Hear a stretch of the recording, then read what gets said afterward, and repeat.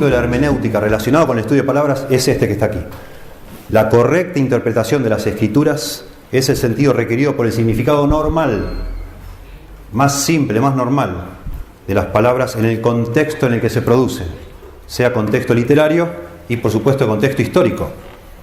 O sea, mi trabajo para interpretar las palabras es llegar a descubrir cuál es el sentido normal de esta palabra en este contexto.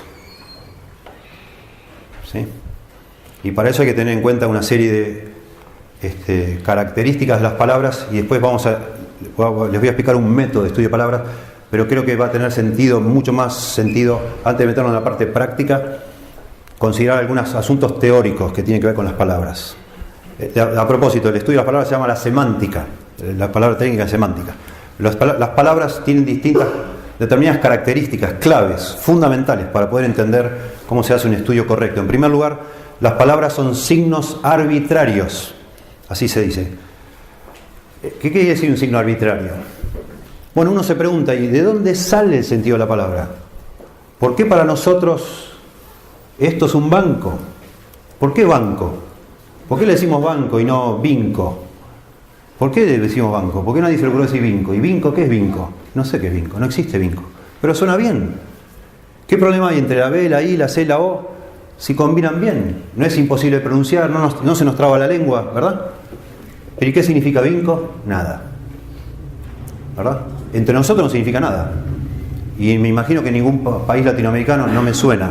A lo mejor alguien estoy diciendo una mala palabra, no sé, para un costarricense, yo no lo sé.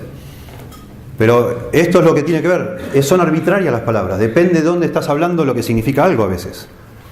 Pero para nosotros banco es banco. Y cuando yo digo banco, estamos pensando o en esto o en el banco donde está la plata. Porque entre nosotros, sin darnos cuenta, ya nacimos y ya existía esa palabra.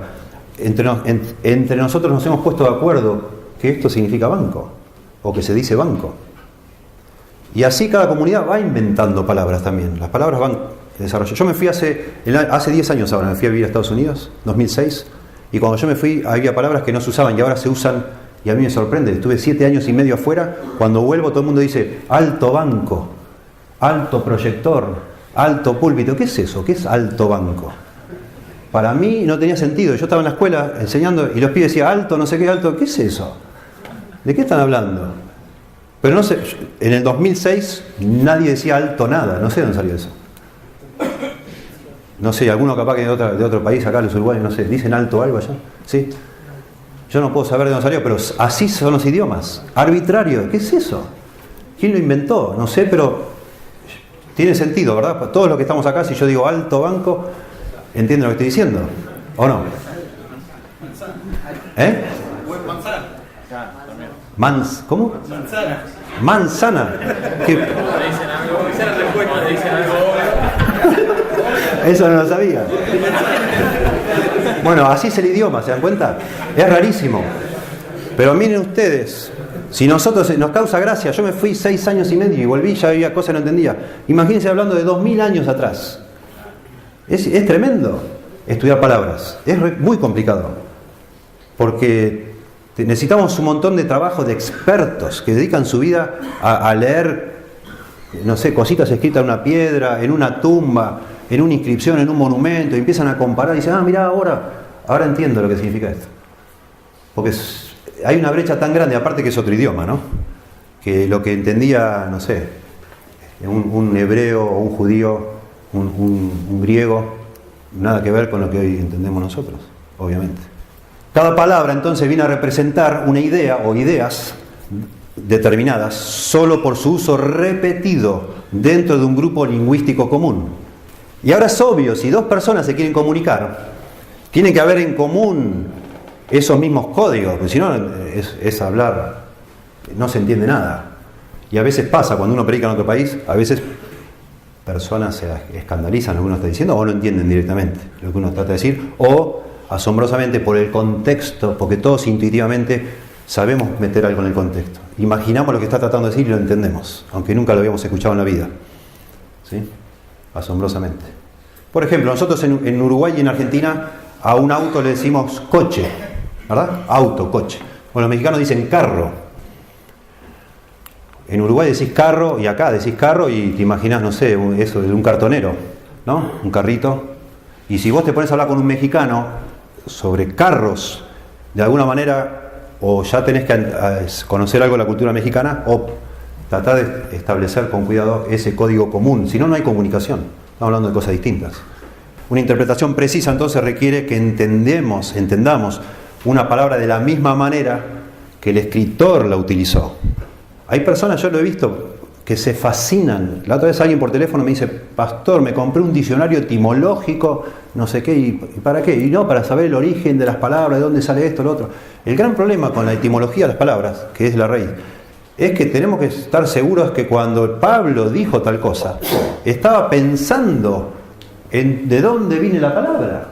Y la mayoría de nosotros ni pensamos en la historia de toda una palabra cuando la usamos. Ni sabemos eso, la usamos como se usa en este momento que la estamos usando, no como se usaba hace 300 años atrás.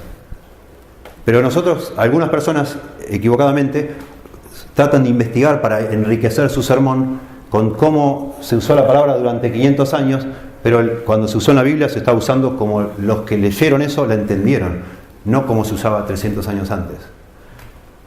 No interesa eso, no interesa.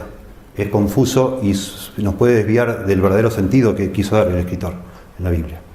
Los intérpretes entonces deben buscar deliberadamente lo que las palabras originales de un pasaje significaron en la época en que fueron escritas, en el contexto en que ocurren esas palabras.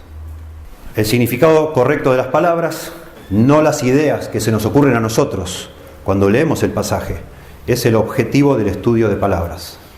Mi objetivo cuando voy a estudiar una palabra es tratar de descubrir qué significó para ellos esa palabra, no qué se me ocurre a mí cuando leo esa palabra.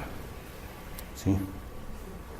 Por ejemplo, Romanos 1:16, típico ejemplo, que el Evangelio no me avergüenzo del Evangelio porque es poder, dinamita de Dios. Ni sabían lo que era la dinamita, ni idea. Nadie pensó en dinamita, jamás.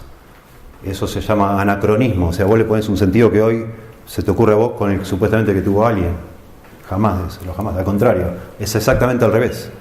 Alfred Noble le puso dinamita basado en el concepto griego de poder.